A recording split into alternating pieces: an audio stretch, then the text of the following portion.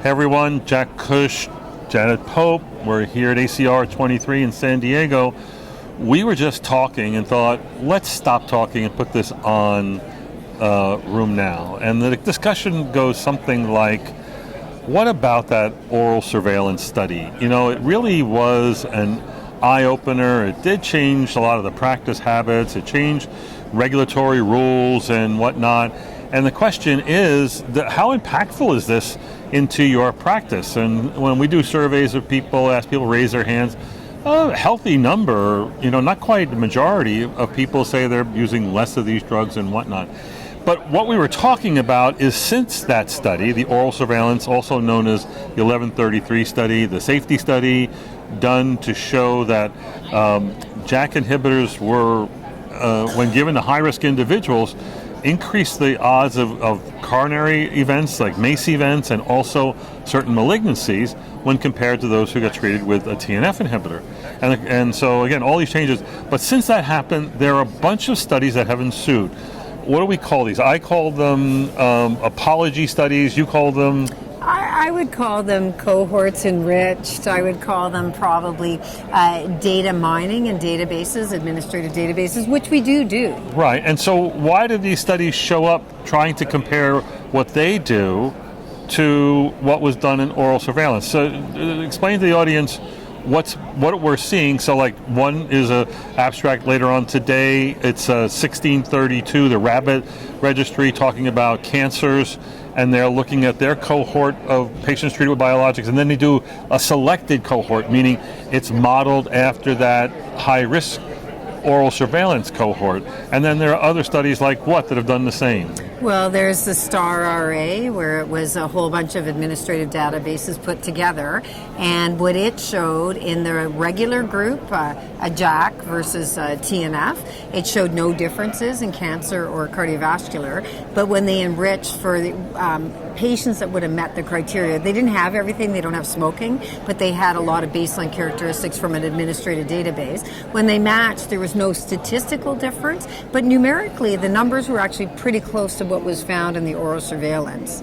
So when you do that, when you enrich your cohort, whether it's a registry, whether it's administrative claims data, whether it's people all in your hospital, and you have this cohort, and then you enrich it for high risk, over age 50 or even higher in age, with a cardiovascular risk factor, and the more you throw in, you're going to change the numbers of adverse events seen because it's a higher risk population.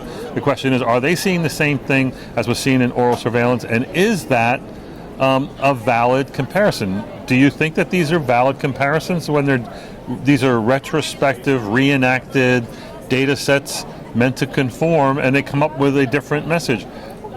Well, first of all, I am an epidemiologist, so I publish or perish. Right. So I would do these sorts of studies, but that doesn't mean that the order of evidence. The order of evidence would be first a well-conducted randomized controlled trial where you're actually collecting the events very carefully, and you should have even confounders in both groups. So what we know, the known confounders, but also the unknown ones. They didn't collect like fully in oral surveillance the amount of smoking, how many pack years, when did you stop, if you had stopped. So that could be kind of confounded, right? But that should be by randomization equal in the three groups that were in oral surveillance. Right. So I think once you do these studies that you're saying wannabe or apology studies or what you're going to call them, they really aren't the same. There still can be channeling bias. I might not prescribe in this high-risk person because I knew the trial was going on. If we think oral surveillance has been going on for several years before it was published, right, an event-driven study, so maybe you would subconsciously or consciously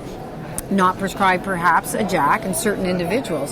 However, I don't think we're that savvy sometimes. I think really when you're looking for a needle in the haystack, because these are rare events, when you're looking for them, you probably need large high-risk numbers for a long period of time. Mm-hmm. So the rabbit registry that's being presented, very reassuring.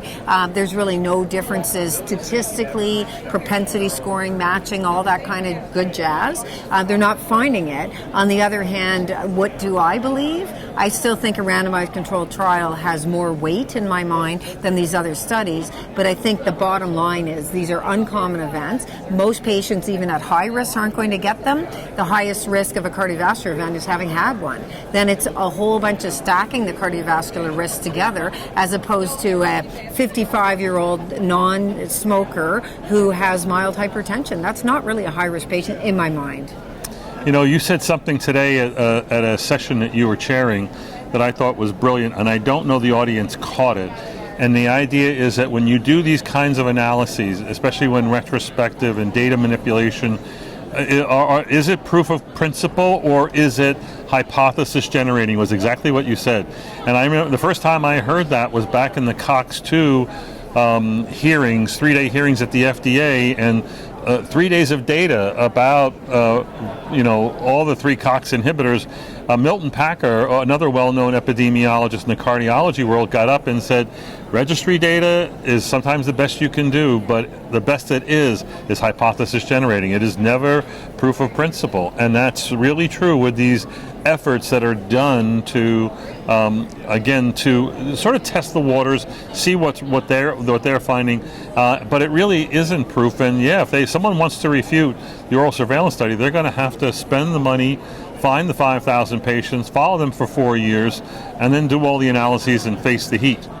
Right, and that's not going to happen. However, we will get data from the baricitinib study, and although they're enriched for VTE, VTE is overlapping in risk, not fully, of cardiovascular risk. So we might get answers, but I have a feeling it will be inconclusive because it's not powered to do that. On the other hand, again, as an epidemiologist, we look at the strength of the data. So if you have an outlier and a whole bunch of things that aren't outliers, you have to say, well, maybe the risk is really true, but the magnitude of the risk has not been reproduced, so maybe it's really even rarer than we think. Bad luck. Or you have to say you believe the order of the best data are RCT or meta-analyses of RCTs. The next better data are cohorts prospectively collected, then it's administrative databases, case control, case series. So for the audience, remind them what the baricitinib study that you alluded to is going to do? Right. So FDA mandated, Lilly is doing a baricitinib RCT, so it's baricitinib compared to a TNF inhibitor, and they had to have high-risk VTE, and I'm not sure of all the inclusion criteria, and it's event-driven. So to really say over time, are thrombotic events more prevalent in one group the other, and it would be as well a non-inferiority. Right. So the rates have to be within a confidence interval to be considered about the same. So what I learned in this discussion is that if you're going to talk to an epidemiologist, you better know about the trial design and the strength of evidence. Absolutely. Tune in for more videos at Room Now. Thank you.